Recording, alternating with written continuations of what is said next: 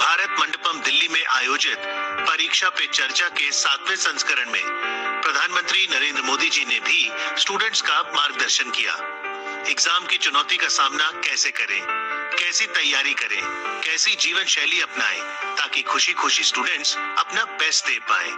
पूरी नींद लेना, खान पान पर ध्यान, टीचर्स के सहयोग और संवाद से स्टूडेंट्स बेटर फील करते हैं।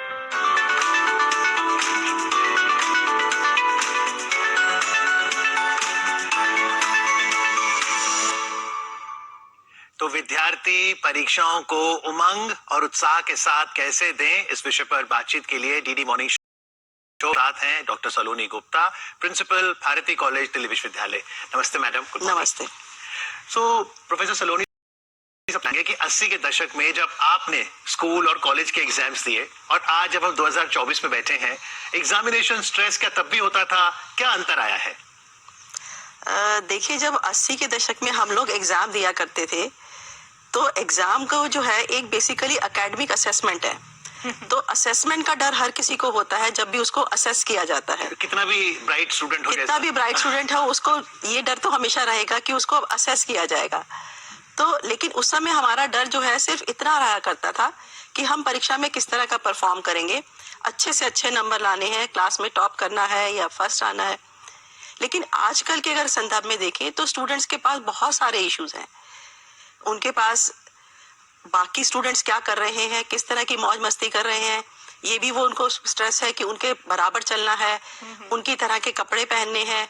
अगर बहुत सारी वाइसेस हैं, उन पे बहुत प्रेशर है कि और उनके पीयर ग्रुप्स में बच्चे क्या कर रहे हैं, उसी के साथ उनको उसके साथ भी तालमेल रखना है, साथ ही में एग्जाम्स भी देना है। तो इसी तरह उनके पास टाइम तो वही है, उसी टाइम में उनको मौज मस्ती भी करनी है। उस मौज मस्ती में बहुत सारे एक बड़ा जो चेंज आया है रिलेशनशिप स्ट्रेस।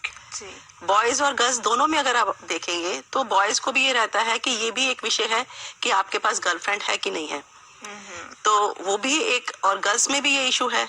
तो जिनके पास अगर वो इस तरह की रिलेशनशिप नहीं है तो ये भी एक वो स्ट्रेस है, उनका कारण है। तो उससे उनका जो एग्जाम का स्ट्रेस है वो मल्टीप्लाई हो जाता है। जी, तो कई स्टूडेंट्स आपके पास आते होंगे कि उनको एग्जाम को लेकर स्ट्रेस हो रहा है, वो कहते हैं ना एग्जाम ब्लूज, वो फील कर रहे हैं। तो ऐसे में क्या सजेशन आप देती हैं और सबसे मेन इशू क्या नजर आता है आपको उनके साथ? देखिए, अगर किसी भी विद्यार्थी का टाइम मैनेजमेंट अच्छा है, उसने शुरू से ही तैयारी की है, क्लासेस प्रॉपरली अटेंड की है, तो वो लास्ट में पैनिक नहीं करता। लेकिन ये जनरली प्रॉब्लम्स आती है कि बच्चे पहले, अगर मैं कॉलेज की बात करूं तो कॉलेज में क्लासेस को बंक करते हैं और उन्होंने पूरा साल तैयारी नहीं की और लास्ट में आके उनको स्ट्रेस आता है कि अब इतना सारा कोर्स कैसे किया जाएगा। तो उसके लिए भी ठीक है अगर वो उन्होंने नहीं भी की है। वैसे तो अगर हम ये हमेशा बच्चों को एडवाइस करते हैं कि आप धीरे धीरे साथ साथ तैयारी करते रहिए, और इसके लिए समय समय पर हम टेस्ट भी लेते रहते हैं, यूनिट वाइज टेस्ट होते हैं।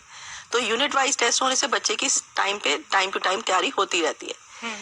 फिर भी लेकिन बच्चे को पूरा सिलेबस एक बार करने का स्ट्रेस आता है जी। तो उसके लिए भी उनका अगर लाइफ मैनेजमेंट अच्छा है, टाइम मैनेजमेंट अच्छा है, अपने वो कोर्स को डिवाइड करके, पेपर्स को डिवाइड करके, लाइफ उनकी सॉर्टेड है। लाइफ सॉर्टेड है मतलब कि उनका लाइफस्टाइल अच्छा है, कि उनके स्लीपिंग आवर्स प्रॉपर है, खाने का जो स्टाइल है वो उसमें हेल्दी फूड है। क्योंकि आजकल जो है ये सारे इश्यूज, फिजिकल और मेंटल इश्यूज सारे आपस में इंटर रिलेटेड है। जी, बिल्कुल।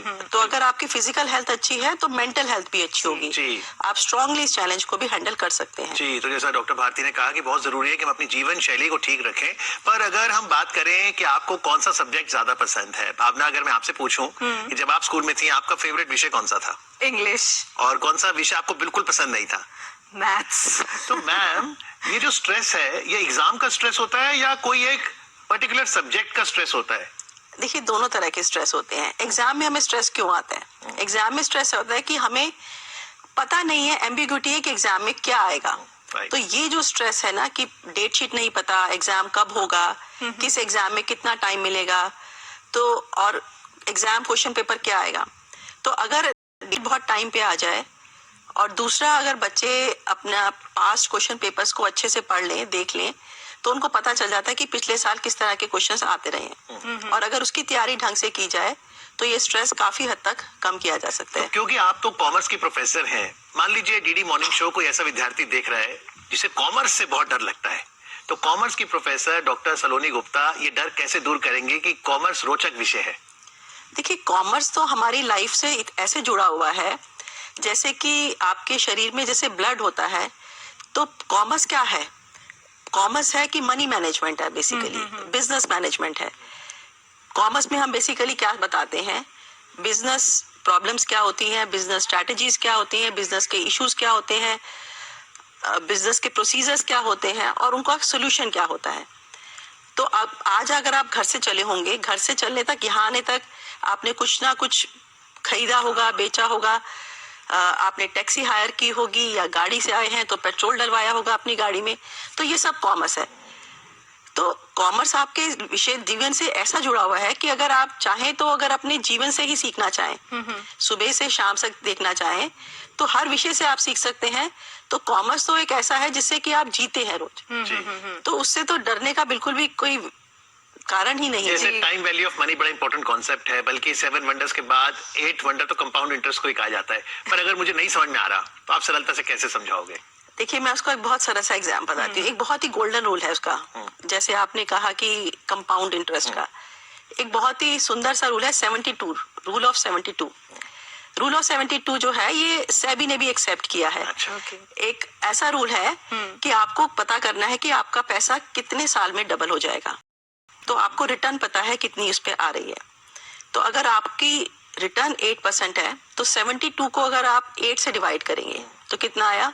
72 को 8 से 8 9 72, तो आपका यानी कि 9 इयर्स। 9 इयर्स, तो आपका 9 जा, यस, तो 9 इयर्स में यानी कि पैसा आपका डबल हो जाएगा। ओके। तो आप 72 एक ऐसी मैजिकल फिगर है जिससे आप इन्फ्लेशन को जज कर सकते हैं, जीडीपी को दे सकते हैं, जैसा आपने बताया कंपाउंड में।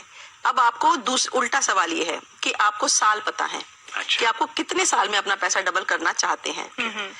8 साल में अगर आपने, जैसे आपका आंसर था कि 9 साल में आपको अपना पैसा डबल हो रहा है, तो आप 9 से डिवाइड कर दीजिए 72 को। अच्छा, तो यानी कि आपको मिनिमम 8% रिटर्न कमानी है। तो आपको अपना पैसा ऐसी जगह पे लगाना है कि जहाँ पे मिनिमम रिटर्न 8% हो, तो अपने आप 9 ईयर में हो जाएगा। तो बात तो जीडीपी पे भी अप्लाई होता है कि अगर हमारा जीडीपी ग्रोथ रेट की आजकल बहुत चर्चा हो रही है, अगर 6% जीडीपी रेट है तो आज के जीडीपी को जो 72 को आप 6 से डिवाइड कर दिया आपने, तो ये आ गए आपके 12 साल।